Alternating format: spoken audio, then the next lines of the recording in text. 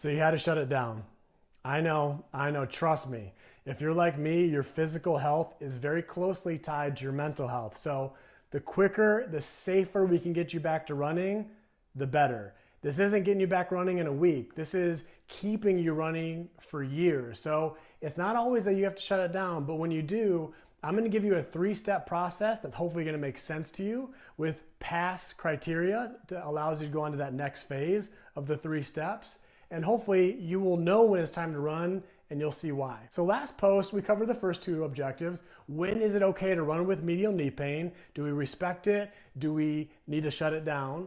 And when we do shut it down, now this post is all about what do we do? How do we get back at it? So see previous post for some of the red light signs. I will touch on that briefly here, but this is for you had to shut it down. Let's get back. Let's make it easy. 3 steps to getting you back to running.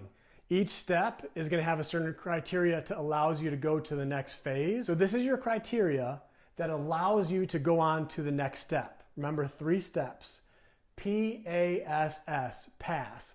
What allows you to pass to the next criteria, the next step, is pain is below 5 out of 10 at all times. And yes, it's very subjective. My 5 is going to be different than your 5. And notice how it's below 5. If it's 5, it's too high.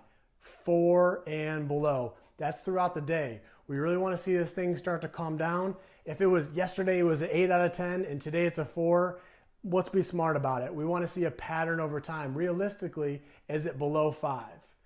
A, after exercise, your symptoms decrease within an hour. We talked about some yellow light where your pain may increase, but as long as it goes down within an hour afterwards, we're okay if you come back to baseline. Same with cardiovascular exercise.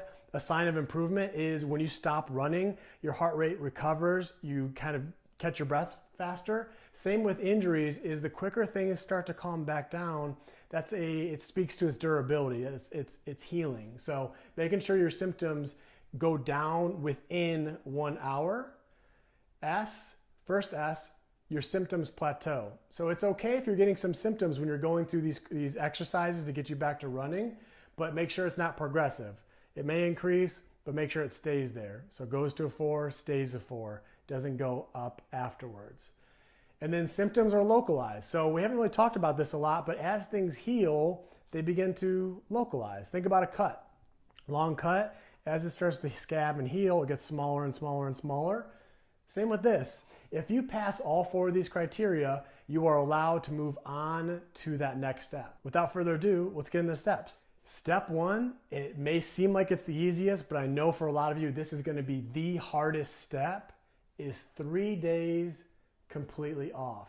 And just like with everything, I'm always going to tell you why. There's a reason why. That way you can adhere to it. It makes sense to you. And that does not mean you go do a bunch of other impact type activities. You do a class, strength and conditioning class, you're getting some jumping.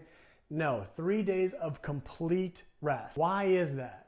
The initial inflammatory phase is 48 to 72 hours. Think of inflammation like fire. If you've got a fire that goes, it takes about, let's say, 3 days for that fire to go down. If you start too early and the fire is not all the way out, there's ambers, it doesn't take a whole lot and it catches fire again. So 3 days, let's allow that inflammation to go down. After you pass step 1 with your PASS criteria, now step 2. There's my girl Lola, my fur baby. She's chilling, 3 days, she's good. Okay, so you passed step 1. What we do is we take you being vertical and we make you horizontal. Those ground reaction forces that we talked about before of loading the inside compartment of your knee, of reaction equal and opposite, when we're horizontal, we're not getting that load anywhere near as much on the inside compartment. So we're still mimicking the mechanics of running with this running man or woman drill. It's not mountain climbers, and you'll see why. And we're going through the exact phases of running. There's going to be a flight time. We're working on turnover rate or cadence. We're working on soft, quiet landing, not hitting the ground really hard. We're not crossing midline. We're able to take the same mechanics of running and simplify it and take the dosage back. So here's what it looks like. 30 seconds on, quiet landing, 60 seconds off. Some key things is that front foot, when it goes forward, it does not touch the ground. So it's switching. It's literally like you're running in place. This is going to challenge your core more and be less load on your knee. So you're going to do 10 rounds or 10 cycles of 30 on, 60 off. Act like you're running. Work on your breathing. You're shooting for, you guessed it, 90 steps in that 30 seconds, 180 cadence, cut in half, 10 rounds of that. So 5 minutes of that are going to be running and 10 minutes of that are going to be recovery every other day. So even if you pass that criteria, before going on to step 3, make sure you have 1 day of rest between. So now we're getting into it. We're not making it more challenging than it needs. If you pass that, we're going to start actually doing run, walk. When we go out and run, there's accumulation of, as you start to run, the longer you go, you start to load the inside of the knee compartment, the tissues get closer and closer to that injury point.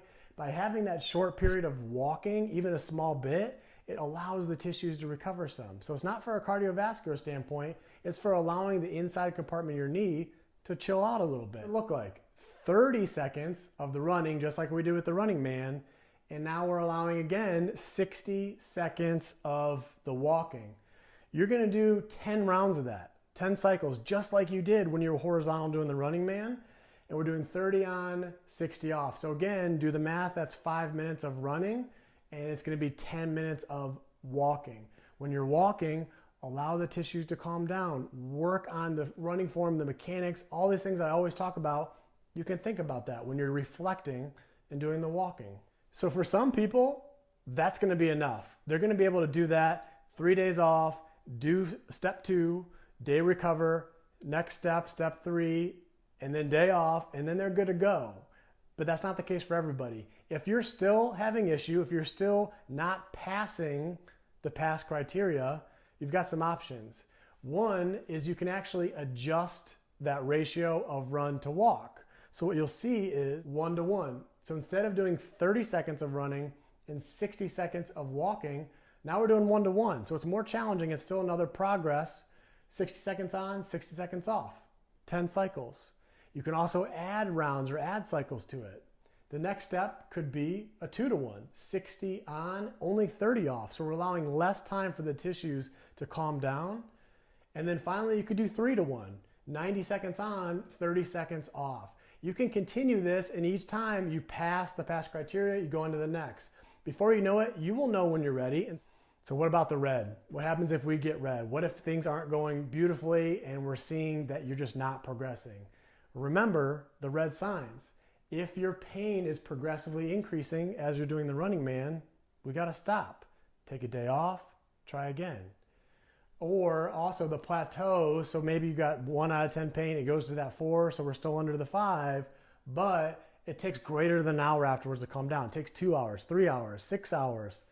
That is a sign that it's red. We may need to go back to the previous step. If you're at the running man, step 2, what's the previous step? 3 days off.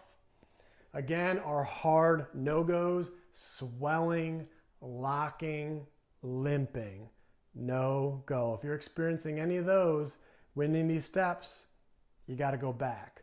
So some people might breeze through it. Some people, this might take 3 weeks, 3 months.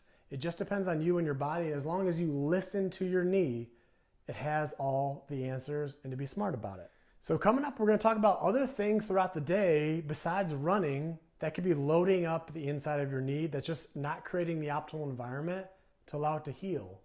We're also going to talk about shoes, and this might be different for someone that has medial knee pain versus someone that has Achilles tendonitis or tendinosis. So stay tuned. Questions, please drop them below, and let's get you back to running.